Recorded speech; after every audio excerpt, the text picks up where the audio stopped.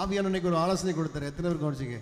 பாடி துதி செய்ய தொடங்கின போது யுத்தம் கர்த்தருடையதே மாறியது, சத்துருக்கள் சிதறண்டு போனார்கள். பாடி துதி செய்யுங்க, பிரச்சனைகள் ஒன்றுக்கெல்லாம் போயிடும். பிரச்சனை வரும்போது துதிங்க, கர்த்தரை பாடுங்க. அந்த பிரச்சனை முடிந்து விட்டதாக கருதி நன்றி சொல்லுங்க. இப்போ உங்களுக்கு ஒரு வீடு வேணும்னு வைங்களேன், எனக்கு வீடை தந்து விட்டதுக்காக நன்றி. உங்க பிள்ளைக்கு திருமணம் ஆகணும் வைங்களேன், என் பிள்ளைக்கு திருமணத்தை நடத்தி வச்சதுக்காக நன்றி. ஒரு வியாதியில் இருக்கீங்க, என்னை சோமாக்கி விட்டதுக்காக நன்றி. ஏனென்றால் 2000 ஆண்டுகளுக்கு முன்பாகவே அவர் கல்வாரி சிலுவையில சகலத்தையும் உங்கள் சார்பிலே உங்களுக்கு பதிலாக அவர் சகலத்தையும் செய்து முடித்து விட்டார். ஆமென் சொல்லுங்க. அதனால நம்ம நன்றி சொல்றோம். புதிய ஏற்பாட்டில் உள்ளவங்க துதிக்கணும், ஜெபிக்க தேவையில்லை, துதிங்க, நல்லா துதிங்க, நன்றி சொல்லுங்க. ஆமென்.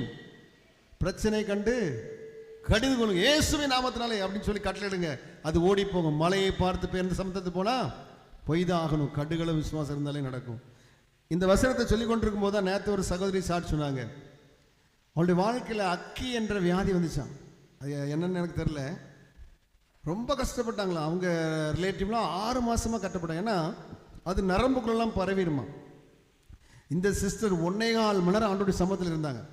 ஆண்டவரே, இன்னைக்கு நீர் என்னை சோமாக்கி ஆகணும், இப்பொழுது என்னை சோமாக்கி ஆகணும், என்னை சோமாக்குங்க. அப்போ ஆண்டவர் இந்த வசனத்தை சொன்னாராம், கடுகளவு விசுவாசம் இருந்தாலே மலையை பார்த்து பெயர்ந்து சமுத்திரத்துக்கு போனா போயிடும். அல்லேலூயா. உன்னை இவங்க சொன்னாங்களா, இல்லை ஆண்டவரே, எனக்கு கடுகளவு விசுவாசம் இல்லை, உங்க மேல 100% விசுவாசம் இருக்குது, இப்பொழுது மறையட்டும்னு சொன்னாங்களா, காணாமே போயிட்டு. அல்லேலூயா.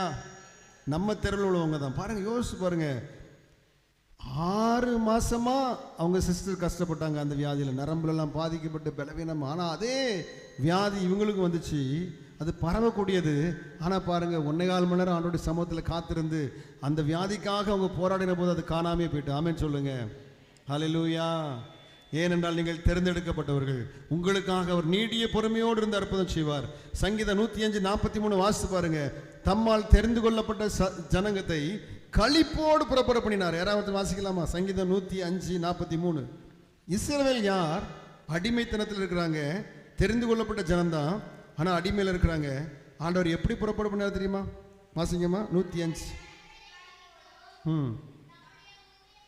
தாம் தெரிந்து கொண்டவர்களை கெம்பீர சத்தத்தோடும் புறப்பட பண்ணி. ஹல்லேலூயா. 45 பாருங்க. அந்நிய ஜனங்களுடைய பிரயாசத்தின் பலனை சுதந்திரித்துக் கொண்டார்கள்.